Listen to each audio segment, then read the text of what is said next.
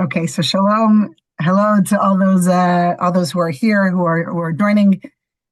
Um, it's wonderful coming. It's wonderful to be back here.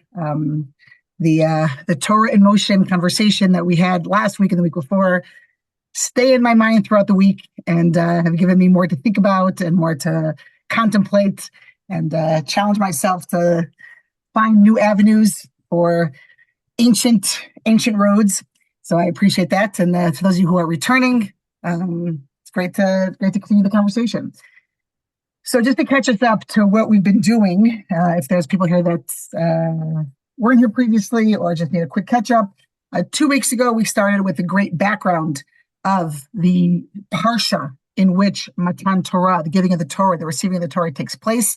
That story, that parsha, of course, is Parshat Yitro. And we talked about the relationship between Moshe and Yitro. We talked about what messages the Torah seems to want to give us before it introduces itself, about community, about leadership, about judgment. And that was our first conversation. Our second conversation last week was about the back and forth that happens for the story of Har Sinai, before the story of Matan Torah, before the story of Revelation. We have this very unusual conversation. Well, not unusual, it was the first time, so everything was going to be unusual. But we have this conversation between Moshe and God. Moshe goes up the mountain, comes down the mountain. God tells him this, God tells him that. The instructions are given to the Jewish people about what type of nation they're going to be. We talked about the idea of Am Sigula. We talked about Mamlechet Kohanim. What does it mean to be a special nation? What does it mean to be a nation of a kingdom of priests? And why was there all this limitation? And we ended the conversation with this idea that even in the most intimate moment that the Jewish people had with God and the Jewish people had with Moshe of Matan Torah, and even in a moment that was supposed to be likened to a wedding, likened to this closest peace, there's still a very thick cloud there. There's still thunder and lightning. There's still darkness. And what we said last week was, how does that carry over to today? That today we often find ourselves in times of darkness. We often find ourselves, a relationship with Judaism is often foggy, often not clear. And we are reminded through the story that even in their most intimate moment, there was still a thickness of a cloud, meaning the relationship, the ongoing relationship between God and the people that's based off of the giving of the Torah was never going to be something that was clear and 100% and was something that was easily accessible. And I think that leads us into today's conversation, which is our great moment. And here we are. And here we are at a great moment. And maybe just to start us off in the headspace of what we're thinking about or what we're meant to think about. I always think of this quote from Rabbi Eliezer Berkowitz. And he says that the finest theories about friendship are no substitute for a friend. Okay, the finest theories about friendship are no substitute for a friend. That intellectual understanding doesn't constitute fellowship with a supreme being, because thinking about God philosophically is not encountering him. Without encounter, there can be no Judaism, and without it, there can be no religion. So we've used the word revelation a lot and often. We use the word the giving of the Torah, but ultimately what we're talking about, what we're looking for, what we're seeking is an encounter where we meet. And this is the moment, and we are on in Parshat Yitro in the book of Shemot. We are at the end of the 19th chapter, the beginning of the 20th chapter, and we are ready for that moment where God speaks to the people. And it's sort of like this, on the one hand, a very natural transition, but at the same time, somewhat of an awkward transition. Because there's no way that you can go from just whatever you were doing to God speaking without it being sudden.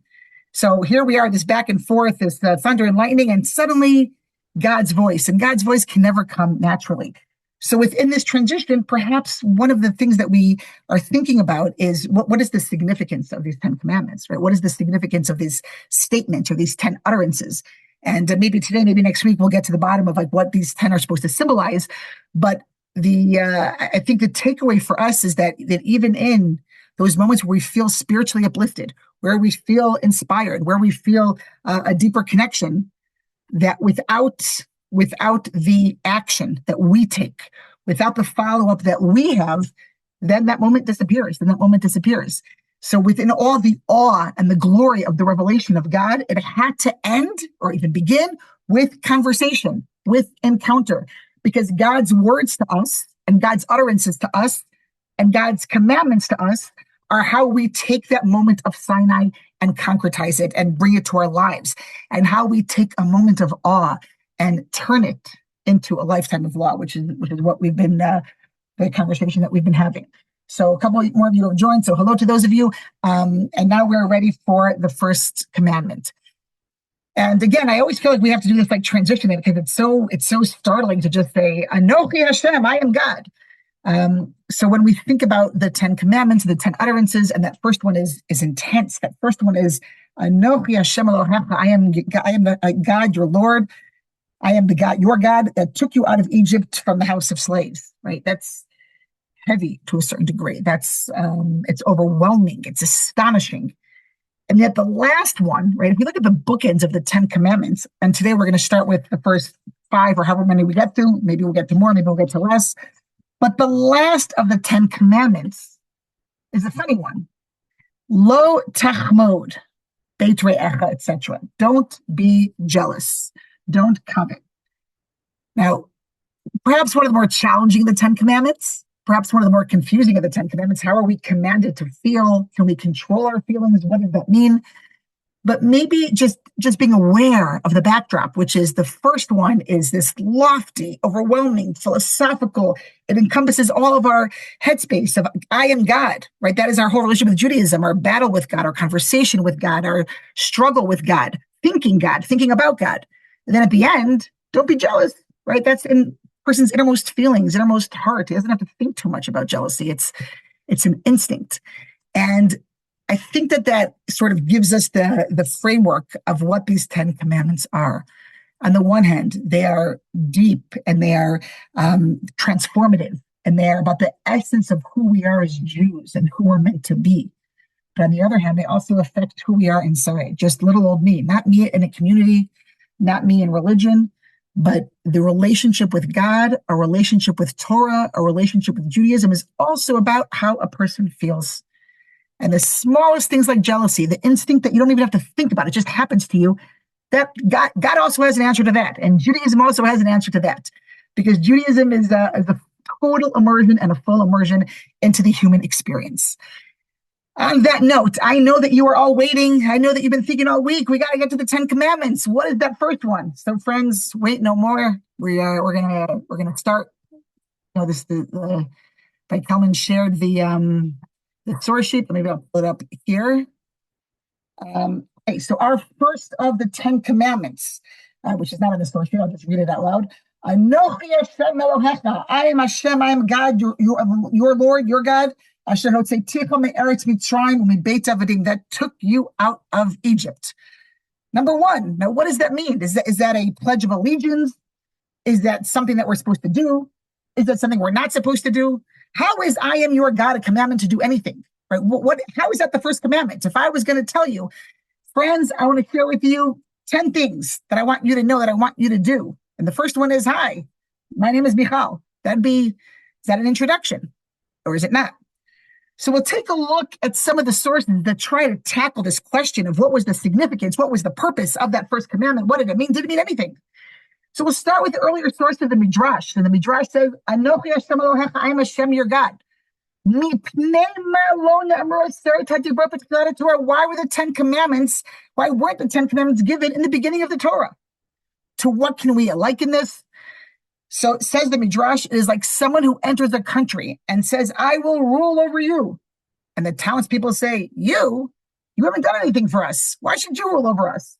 So what does this person do? He built them a wall. He brought in water. He fought them battles. And then he said, I will rule over you. And they said to him, yes. And in Hebrew he says, and that is what God did. He took the people out of Egypt. He split the sea for them. He gave them the man, gave them meat, fought their battle with Amalek, and said to them, I will rule over you. To which they responded, yes. So the Midrash opens up the conversation with saying that the whole purpose of the Torah being given here and not earlier on, right? If the Torah began in the previous book of Genesis, then we would think, it should start there. But no, the Jewish people had to learn to trust God, meaning belief doesn't come from God saying it. Belief came from their human experience and their lived experience, their communal experience, their Jewish experience, their natural experience, their national experience. And so by the time God says, I am your God, it's familiar to them. Yes, this has accompanied us throughout this time. He has done all these things for us. Where is the Midrash based that off of? The Midrash bases it off of the fact that God says, I took you out of Egypt. And as we'll see in the other sources, maybe we'll go down a little bit now, Maimonides says, where the Rambam says, Yesod HaYesodot, the foundation of all foundations, is that the source of wisdom is to know that there was a first, that he who created everything from heaven to earth and everything in between, there is no one but him. Right? So it says Maimonides, you can't start with commandments because you have to start with where did they come from and who gave them and why should we listen to these commandments? So the first one had to be an introduction. The first one had to be who's speaking. And when Maimonides continues, he says, and this is a mitzvat aseh. This is a positive commandment, meaning there's an action required here. Because when he says Anochi, I, that anyone who assumes in his mind that there is another God transgresses a positive commandment. It's interesting. So the Midrash says this is something that this is an introduction of God saying, I'm the one who has been till now, and I'm the one that's going to continue to be there. And Maimonides says this is actually an obligation. This is a mitzvah, that belief is a required action for the thinking mind. Now, we can talk about that and we can discuss that. And it's an interesting thing that later in the Ten Commandments, we're told how we should or shouldn't feel. And in the beginning, we're told how we should or shouldn't think. Now, as opposed to that opinion, and then maybe we'll try and discuss it for a minute, the Abarbanel says the following thing. He says, it's not a mitzvah. It can't be a commandment. It can't be a directive. It can't be a mission statement. Why not? But it is an introduction to all that which is going to be. And it is the purpose is to inform the Jewish people who is speaking to them. So it seems as if it shouldn't be shocking that our sages don't agree or have a difference of opinion on what this first commandment is. And can't we even call it a commandment? Says the Orach Chaim, maybe we'll do it in English, that God referred to his dual role as the eternal and Elokecha, the supreme authority. Meaning, what does that mean? That when we say Anochi Hashem Elokecha, there is Hashem, there is God of the universe and God of the world, but there is Elokecha, it's yours. He's also part of you. You have a relationship with him. That in those three words, encompasses the entire Jewish experience of big God, right? God of the universe, Anochi Hashem, I am Hashem, I am God. Elokecha, but it's also you, that me, little me, that I have a relationship with God, that I'm meant to seek out a relationship with God, that I shouldn't feel distant, I should feel closer. Because the commandment, I am God, is distant, but Elokecha, your God, that implies closeness. And I love that idea. I love that idea because it gives you that instant relationship. You don't have to look for it. You don't have to try and find it. It's there. It's built in. If you open your eyes, you open your heart, it's right there. It's accessible to you. It's not something that you have to try hard to get. It did a little bit of a heavier focus in the first one, and then the second one. Hoping the next ones will go a little quicker. Maybe something else that's not on the sheet, that's not on the source sheet, but Rav Shimshon Raphael Hirsch, always a great commentator to take a look at, as he is someone that was, they were all living in fascinating times, but the 19th century Germany, with the different movements and different allegiances developing within Judaism, and him always trying to find a positive focus on, today we call it Orthodox Judaism. I'm not sure what they would have called it then, but he says there's a difference between Anochi and Ani. Even if we don't speak fluent Hebrew, we know that the word ani means I. Why does God introduce himself with the word anochi, which has a little bit of a different connotation than the word ani, I? And perhaps I'm reading into this. Perhaps I'm reading into the. Oh, some of your faces. Hello. Thank you to those who have the camera on. It's nice to see your faces. That the word anochi, says Rabbi Hirsch, he says that it implies something more personal. Something more personal. Ani is I. Anochi is almost like it's me, right? If I call you on the phone, I say, "Hi, I'm Michal." Then there's an implication that I'm assuming that you don't necessarily know who I am. But if I call you on the phone and you pick up the phone and I say, "Hi, it's me," then there's an assumption that there's a connection there, that you recognize my voice. And so Rabbi Hirsch suggests, and maybe I'm reading into it the way I want to read into it, that the difference between Anochi and Ani is that Anochi is personal. God says, "Hi, it's me. I'm that one that took you out of Egypt. I'm that one. That's who I am."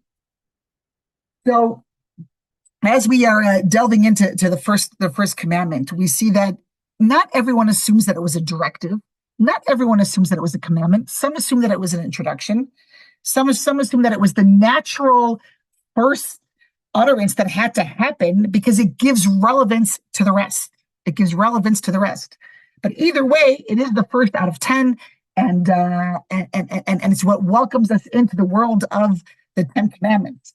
We have do one more. We'll do one more before we go to the next one.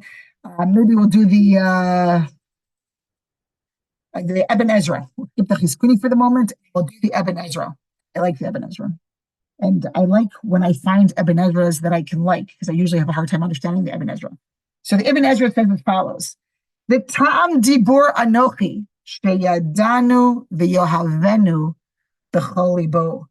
That the purpose of the first commandment is that we should know and love with all of our hearts and cling to him and connect to him always. And we should have an eternal awareness, calls it yirah, which is fear. I don't like the word fear, so I like the word awareness to him and not worship other gods. This is beautiful. It's beautiful that the Ibn Ezra says that the commandment of I am your God implies to us that we should try to love God, that there's a human emotion there beyond an intellectual belief, beyond a need to perform, beyond a need to do. There's a beauty there. There's a desire there to get to know him. And it's a beautiful reading of the text that the purpose of the first commandment is that we should know and love God with all of our hearts and connect to him. So actually, now that I see that I have another source there, this is not the last one, but this is the second to last one on this commandment. So Ibn Ezra takes us to a little bit more of an emotional headspace, a little bit of emotional heart space, that there's something much softer in the Ibn Ezra's reading. And I'm not an expert on the Ibn Ezra to know if that's a typical thing for him or not. Perhaps others here are, but I don't know if it is. But either way, it's here. And so for anyone that ever feels this love for Judaism or love for a relationship with God, if you ever have those moments, then you're following the Ibn Ezra's directive that says, I am your God. That's an emotional commandment to feel connection, to feel love. I came across this last one here, number 7, in a sefer by Rav Meidan, from Yeshivat Har Etzion, Rav Yaakov Meidan, and I think it's interesting. The Sefer Mitzvot Katan, one of the Baalei Tosfot from 800 years ago. So he says something interesting and worth mentioning, because I had never heard it before until I came across it here. That when God says, "I am your God," so it's to distinguish between the philosophers who say that everything happens by choice, by luck, by superstition. But no, God says everything that happens because of me. But then he quotes something interesting, and to me it's something unexpected. In Hebrew, it's underlined. In the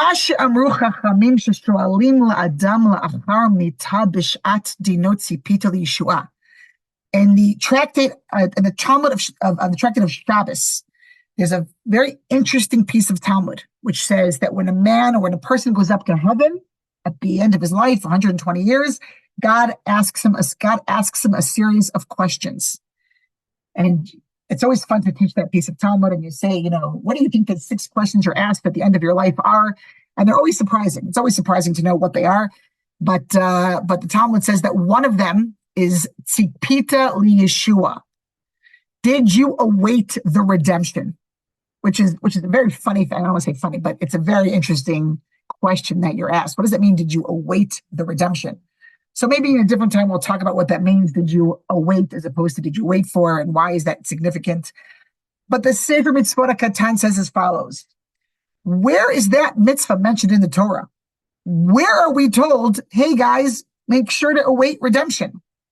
He says the answer is that the same way we are told to believe that God took us Egypt, the direct conclusion from that is this. In that same way, we believe that we must believe in the future, God will gather us from the exiles and save us, which is a very fascinating kind of thought. What does it mean? It means that what does that mean that I await the redemption? So he says it's a direct result of a person keeping the commandment, thinking about the commandment, connecting to the commandment of I am your God. Because if I am your God who took you out of Egypt, I am also the God that's going to redeem you at the end of days. That's going to bring about the redemption. So the Sefer Mitzvot HaKatan, it totally expands what the obligation is. It's not only to believe of the God who was, and not only to believe of the God who is, but it's also to believe in the God who will be. So the Sefer Mitzvot HaKatan gives us quite a mission. And that, I think we'll move from that to the second commandment. Again, summing up for those who joined and even for those who are here. Whether this might be, Anochi Hashem could be an introduction. It could be a commandment to believe. It could be a directive to love. It also could be a expanding the role that we give to God, that not only who he was and not only who he currently is, but based on what he was and who he is, I know what he will do one day. So it's about belief in the future. So that is commandment. That is commandment number one. That is commandment number one. And with your permission, and even without your permission, we'll move down to commandment number two. Commandment number two. Lo yelecha Elohim acherim al panai lo ta'aseh lecha pesel v'chol tmuna. Do not have, many ways to understand this. Do not have any other gods. Do not worship other gods. Do not create other gods. Do not bow down to other gods. Lo tishtachaveh v'lo ta'avdem. Meaning, don't worship other gods. And I think that we're very used to this, that we don't necessarily think about how harsh it sounds. Right? It does sound harsh. And talk about a transition from not hearing God at all to hearing God. If you hear God, Anochi Hashem, hey guys, it's me, according to Rabbi Hirsch, according to the Ibn Ezra, I'm here to love you. I want you to love me. Right? There's coming towards us, and immediately when it's over, there's a low. Do not. Don't have other idols. Don't have other gods. Don't create them. Don't bow down to them. And it's uncomfortable. At first glance. It's uncomfortable at first glance. And Rabbi Hirsch, if we go back to Rabbi Hirsch, so he says that the next commandment had to be a boundary. It had to be a boundary. Because Anochi Hashem, I am God, one could think, oh, the whole world is open to you. God runs the world and God is your God, so the whole world is open to you. Every option, every person, every time of day, every part of food, everything is open to you. So the next commandment had to be a negative one. Not negative is the wrong word, but a don't do, a boundary. Just like the beginning of time. When God created the world, he separated things. Because we never have a situation where everything is open and everything is available and everything is permissible and everything is an option. So within the beauty of Anochi Hashem, within the beauty of I am the God, I am all-encompassing, within that, here's what you can't do, right? There's a certain boundary. There's a certain line we draw. There's a certain line in the sand that you can't cross. So how do we meant to understand that seemingly harshness? So we'll go look at a source or two, and then we'll talk. So the Nashi law, those of you that have been here before know that I like to quote Hasidic sources. The rabbi from Spitz, Rabbi Mordechai Yosef Liner, the town in Poland. So he says, "Lo tishtachaveh lahem, lo te'avdem." Don't bow down. So he said, what does it mean to bow down? Now it's written in shorter English because the Hebrew is very, very long. But what he says is, do not be enslaved to something that's not according to God's will. Do not test yourself, meaning do not lean into something that isn't the right thing for you. Because what is he basing it off of? The scripture says, God says, don't bow down to them and don't serve them. Lo tishtachavelahem velo ta'avdem. So is that not the same thing? Is bowing down not serving them? And you could say yes, because we're not meant to bow down to idols. That's true. But the rabbi from Ishbit says, no, bowing down is leaning towards something. You're not actually doing anything yet.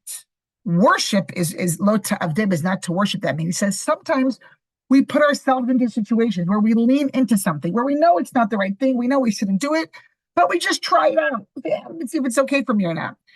And he says, don't do something that's too difficult for you because you think ultimately you'll pass the test.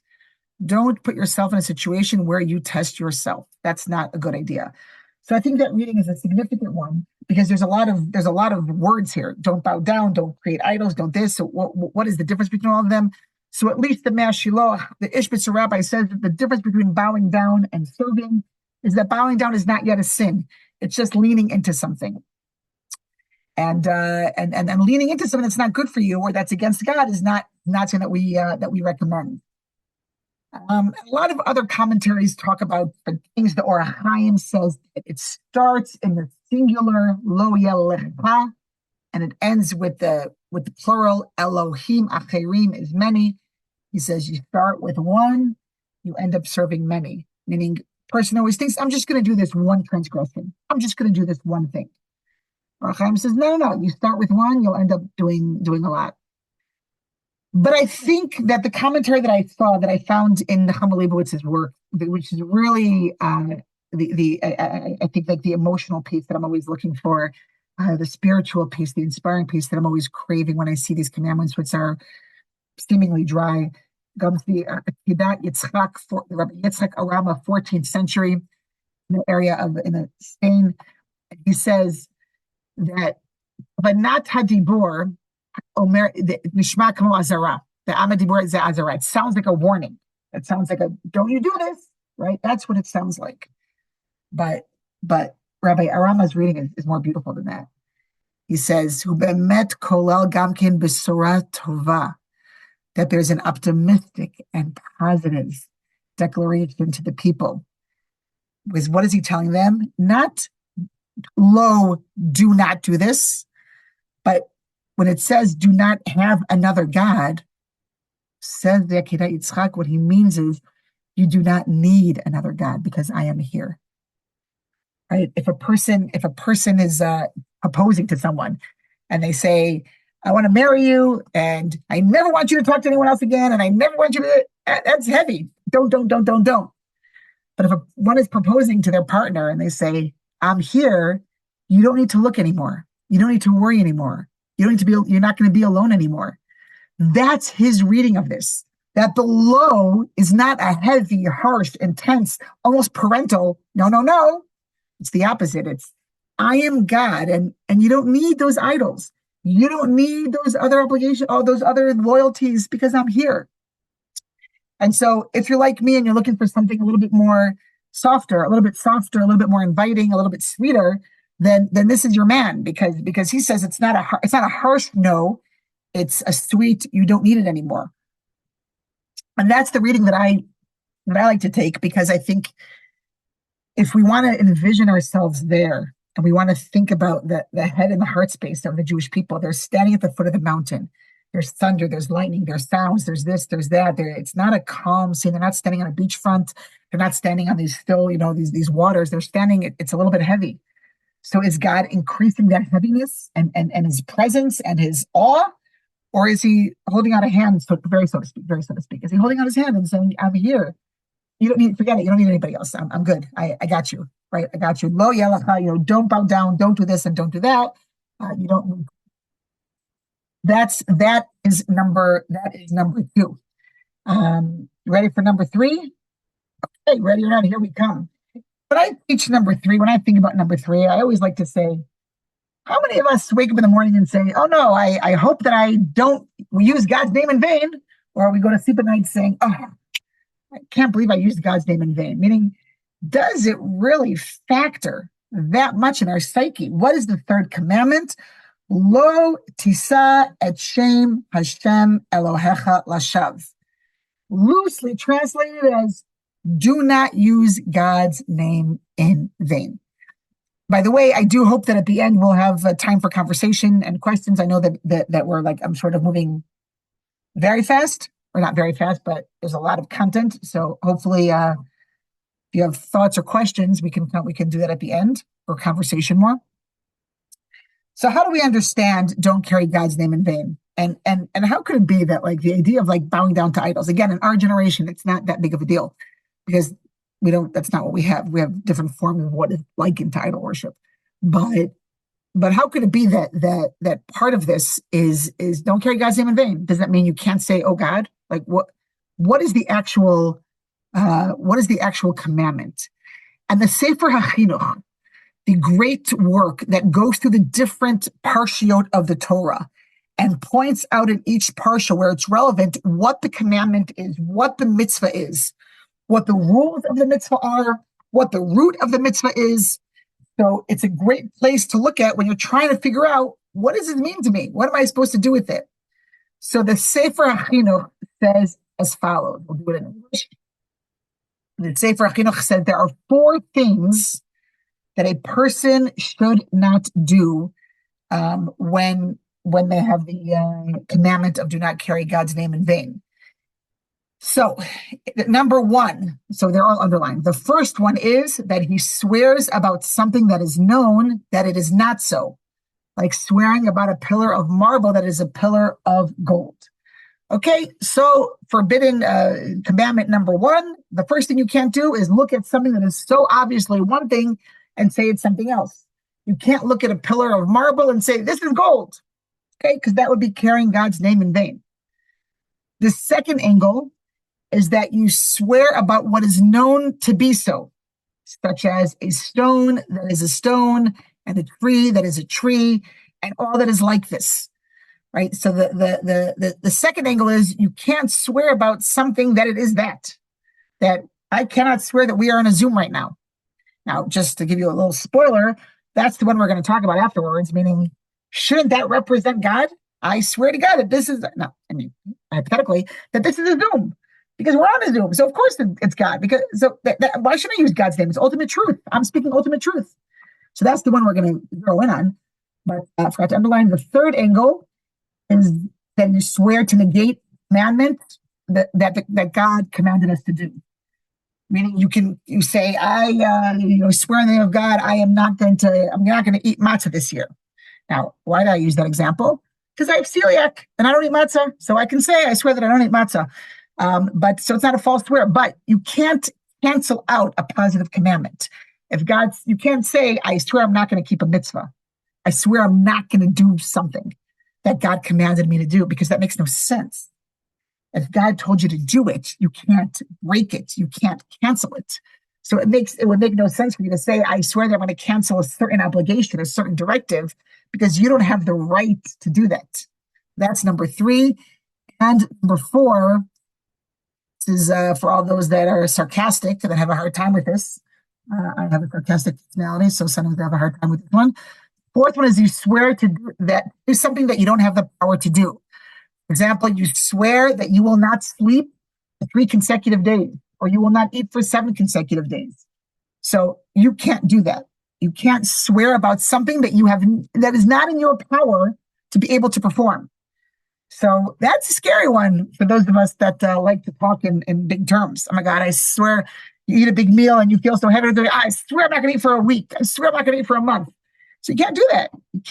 You can't swear about something that is not possible for you to keep. That's carrying God's name in vain. That's carrying God's name in vain. Now, what does that mean to carry God's name in vain? It's a tough question. And maybe we'll look at 2 different parts. One from the Sefer HaChinuch, and then we'll look at another one afterwards from Rabbi Nachman of Breslov. But the Sefer HaChinuch says the root of this commandment. What is the root of the commandment not to carry God's name in vain? is that people should know, and I mean, the English is not a great translation that I took, but and fix it or put or hold tight in their souls and strengthen the faith in their hearts about God, who is in the heavens above and exists forever, that there is nothing else like him.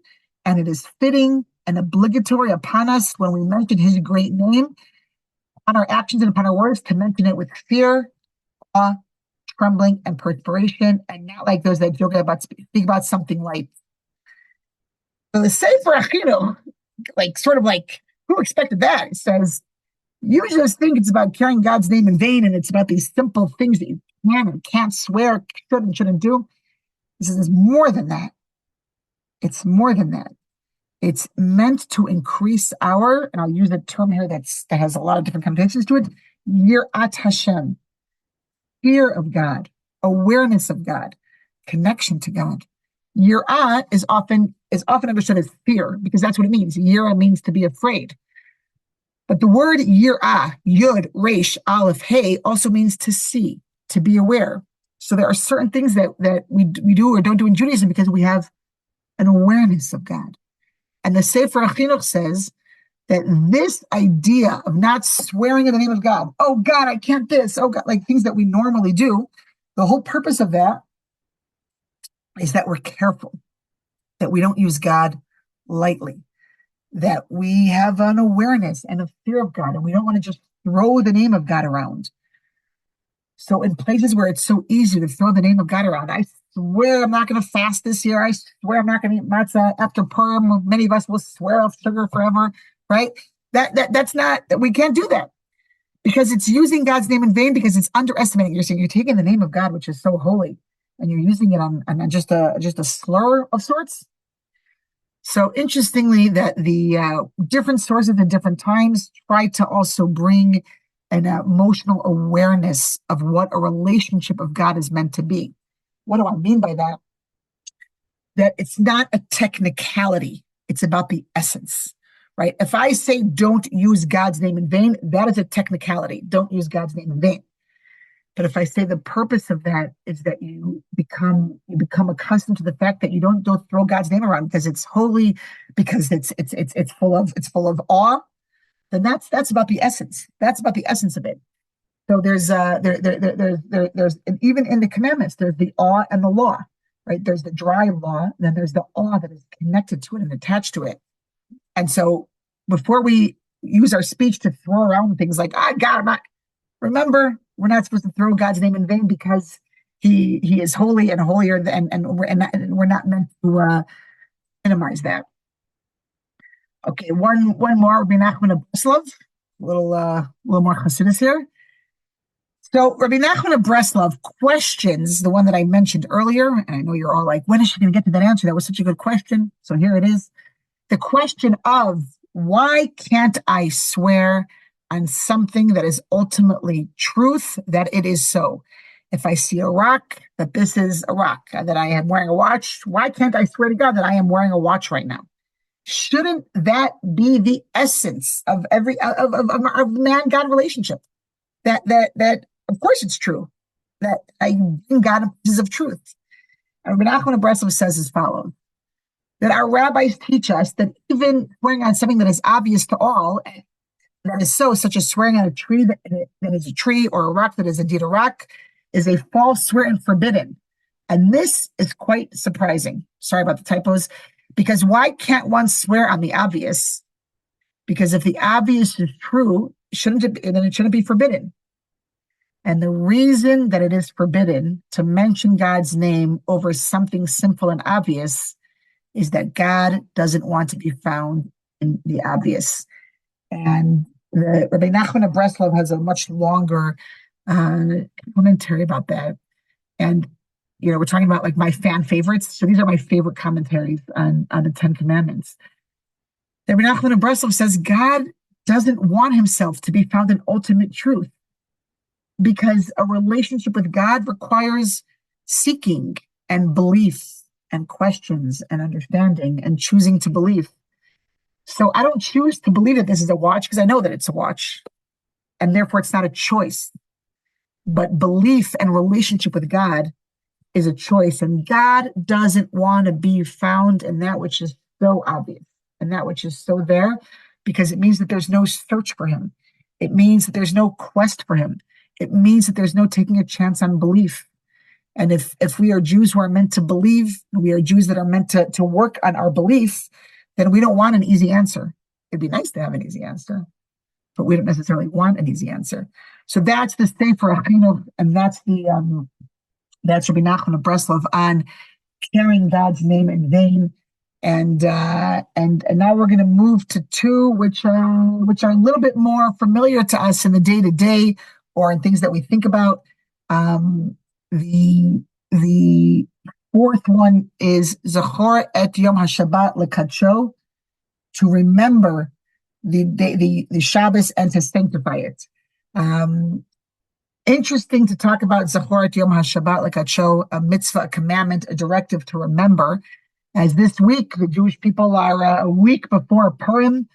Next week at this time, Jerusalem will be celebrating Purim. And we will be post-Purim when we see each other, God willing, in a week from now. So this week is Parshat Zachor. This week is the week of remembering, the commandment to remember that which Amalek did to us.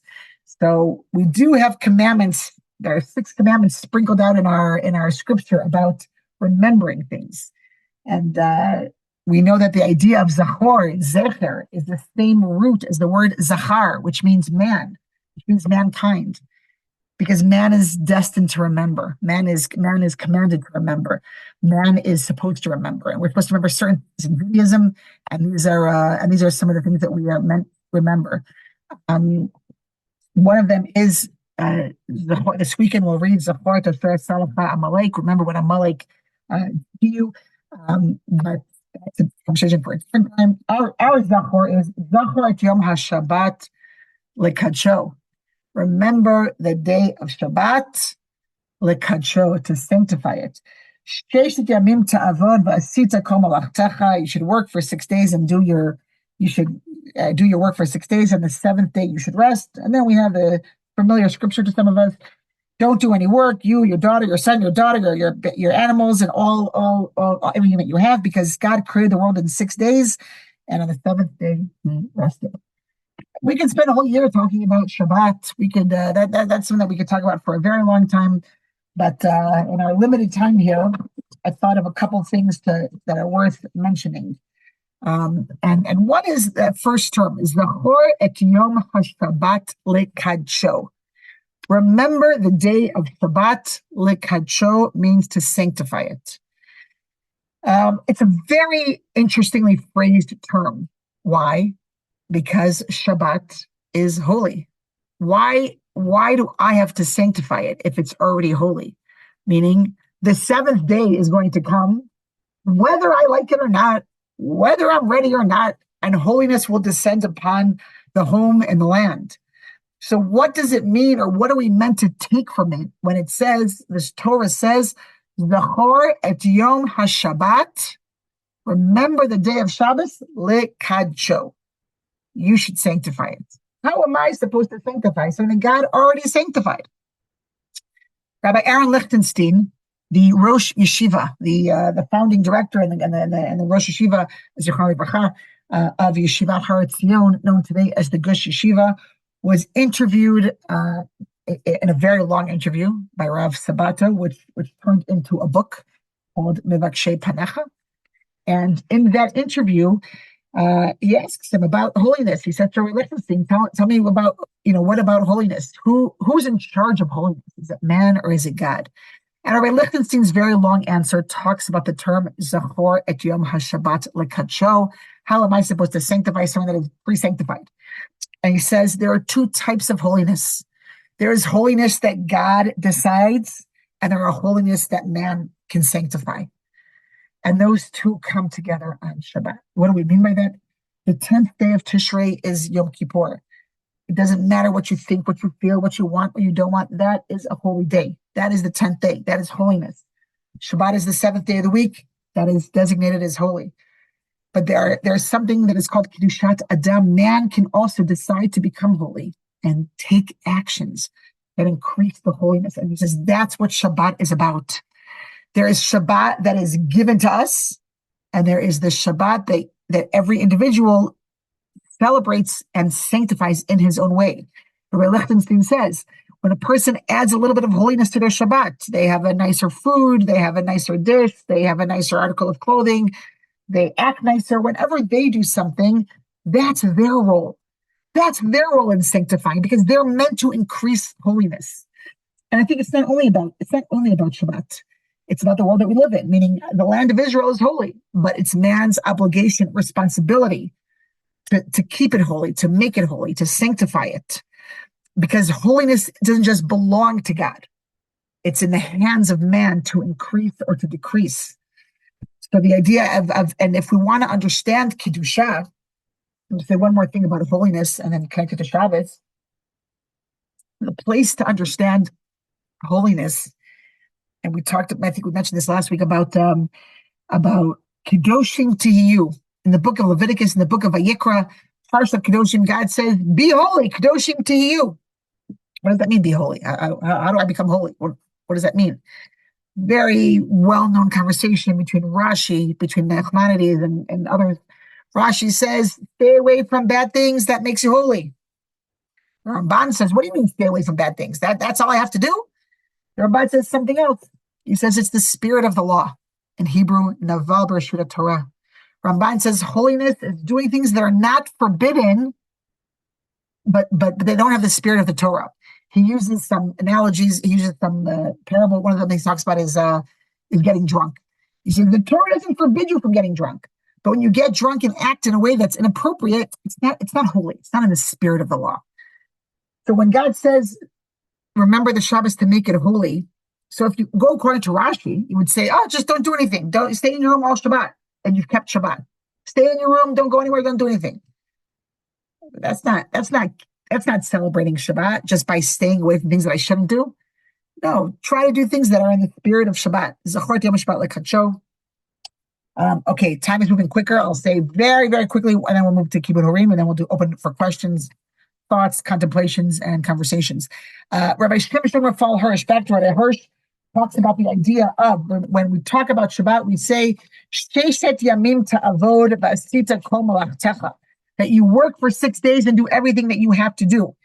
And he says that's part of the commandment of Shabbos comes with work for 6 days and then you rest.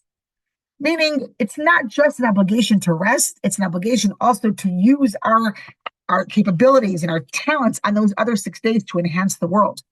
Sheshet Yamim Ta'avod.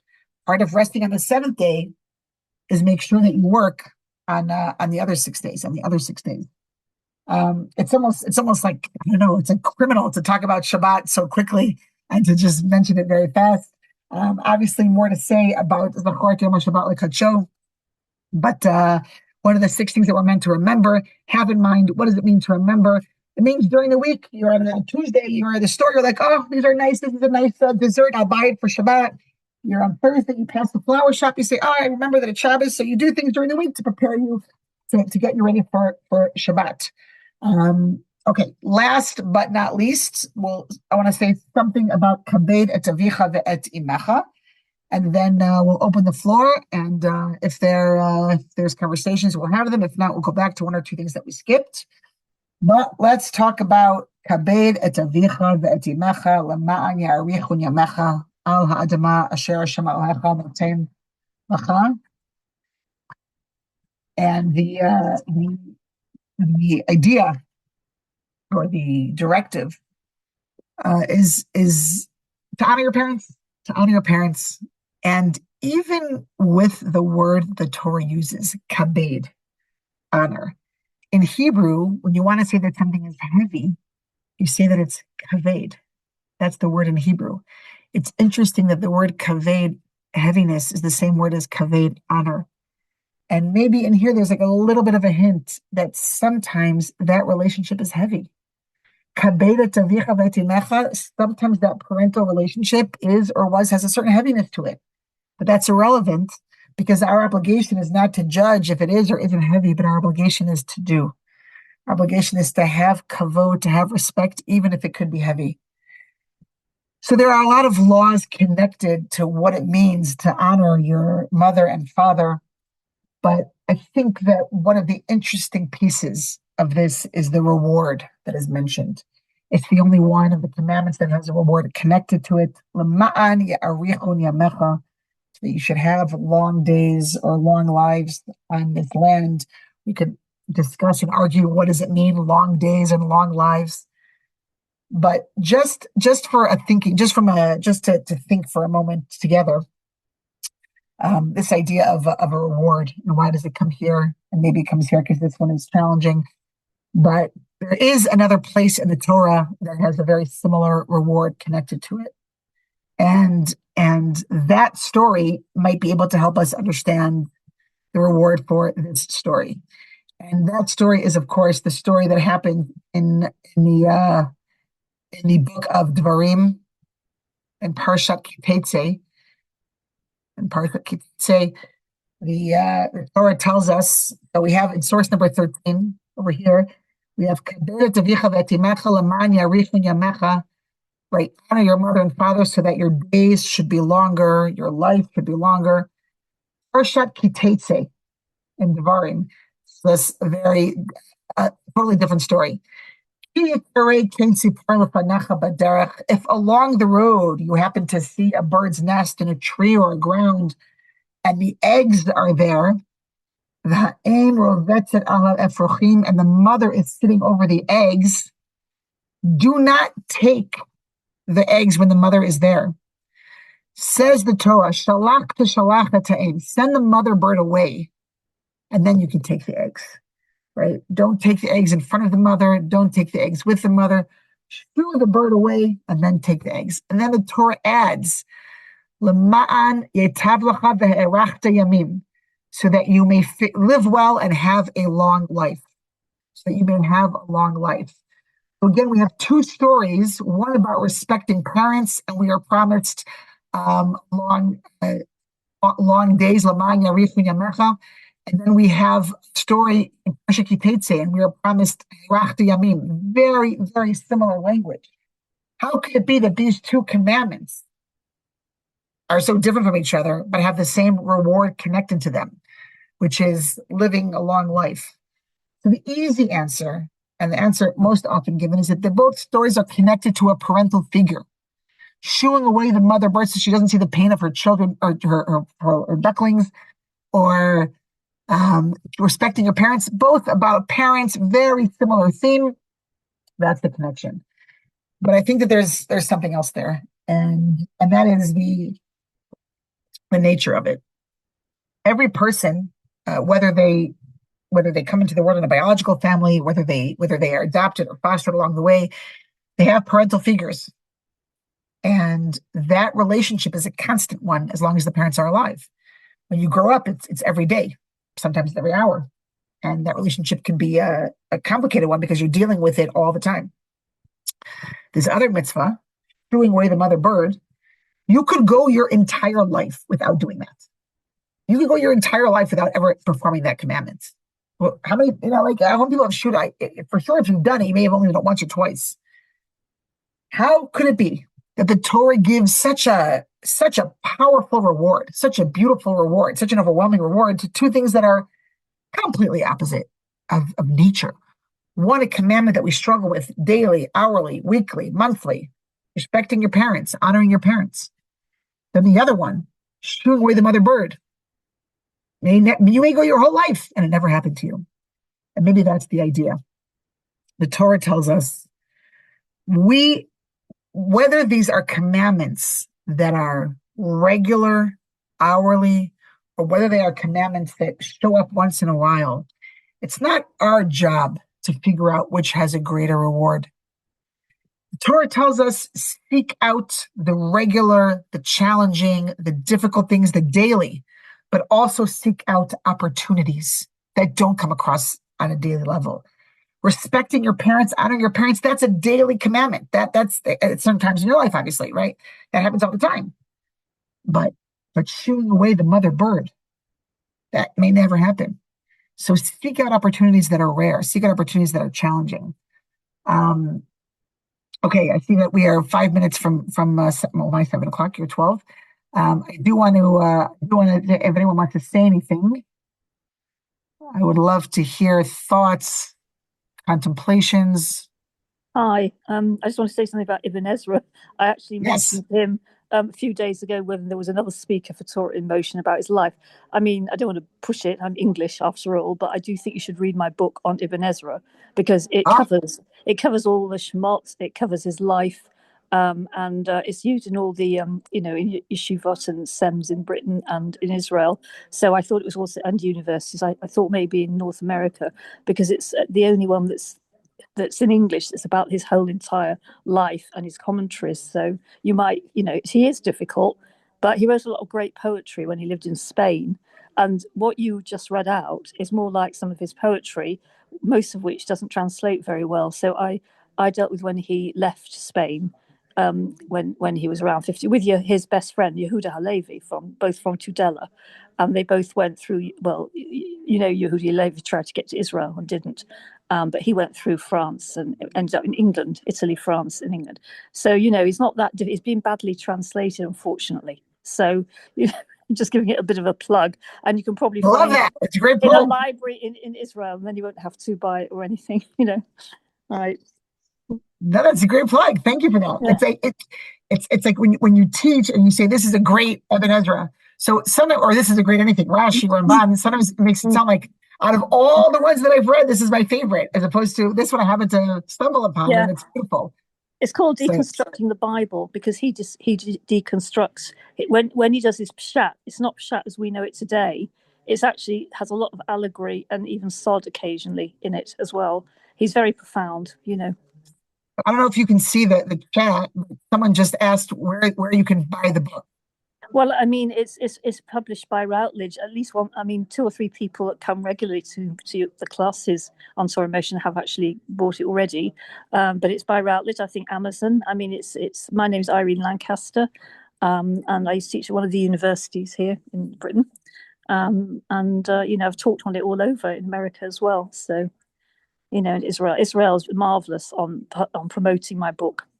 I'm just reading you the chat. Deconstructing. What's the full the, title? the Bible, and then it's got a Deconstructing the colon. Bible. Then it's got a colon. Abraham ibn Ezra on the Torah or something. Yeah, yeah. But anyway, yeah, Torah in really, motion is fascinating. You never know who yeah. you're teaching to. Thank you very much. Thank you for that. That was beautiful. That was great. That was a great moment in my life. Anyone else have anything to say about anything that we said? Thoughts, questions, comments, scholarship, corrections? I'll give it a second. Don't be shy. Or is everyone in awe of all this conversation? They don't even know what to say. Yeah, that Yes, was a great iPhone 5. lecture. Hi, this is Rachel Weisel. I'm so sorry. Uh, I have a newborn baby, so that's my excuse for everything. Mazal tov. Mazal tov.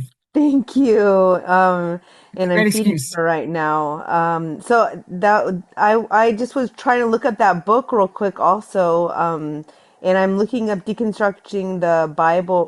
Who did you say it was by or I think she went off the chat. Irene Lancaster.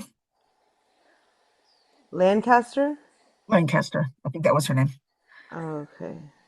Beautiful. No, that was wonderful. I really enjoyed, a lot of the insight and about the Ten Commandments and a really different perspective that's useful to, about swearing